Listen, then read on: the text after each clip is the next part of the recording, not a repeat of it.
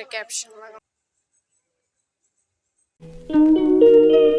Hey guys, তো আজকে তোমাদের সাথে একটা ছোট্ট মোটো ব্লগ নিয়ে এসেছি। ছোট্ট মোটো বলতে একদমই ছোট্ট মোটো ব্লগ। তো তোমরা কেমন আছো অবশ্যই কিন্তু কমেন্টে জানাবে। আমি কিন্তু খুবই ভালো আছি। আর আজকে আমাদের যাওয়ার কথা হচ্ছে আমাদের মামার বাড়ি। তো দেখো কি প্রচন্ড রোদ পড়েছে, আর আমরা কিন্তু বিকেলে যাব, এখন কিন্তু যাব না, কারণ যা রোদ পড়েছে। আর এখানে দেখো আমাদের বাড়িতে একটা পাখি বাসা করেছে তুলসী বীথির পিছনে। তো তোমাদের একটু দেখানোর চেষ্টা করছিলাম।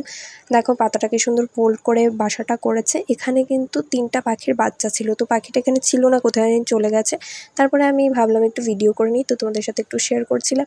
আর তেমন কোথাও যাওয়াও হয় না, এতদিন ধরে আমি ব্লগও দিতে পারছি না। মিনি ব্লগ তো দিচ্ছি, তারপরে দেখো আমি মামার বাড়িতে যাওয়ার সময় কোনো ভিডিও করি না, একবারে খাওয়ার টাইমে ভিডিও করেছি। আর এদিকে দেখো এরা বসে বসে মোবাইল দেখছে, আর এটা হচ্ছে আমার ভাই। তো ভাইয়ের সাথে তোমাদের একটু পরিচয় করিয়ে দিলাম। ভাই আর আমি কিন্তু এক ক্লাসেই পড়ি। তো এই দেখো এটা আমার অনেক ছোটোবেলার একটা ছবি, তো তোমাদের সাথে একটু শেয়ার করে দিচ্ছিলাম। এই দেখো দাদু দিদার কুলে আমার একটা ছোটোবেলার আরেকটা ছবি রয়েছে। এদিকে বদ্যি করে নিয়ে এসেছে আম মাখা। তো তোমাদের কার কার ভালো লাগে অবশ্যই কিন্তু কমেন্টে জানাবে। আমাকে তো যত দাও অতই খেতে পারবো। তো খুব টেস্টি হয়েছে আম মাখা। এখানে চলে এসেছিলো আমার একটা পার্সেল। মায়ের জন্য একটা ফোন কভার অর্ডার দিয়েছিলাম। তো কভারটা কেমন হলো অবশ্যই কিন্তু কমেন্টে জানাবে। তো আজকের মতো এতটুকুই, টাটা, সবাই ভালো থেকো, সুস্থ থেকো।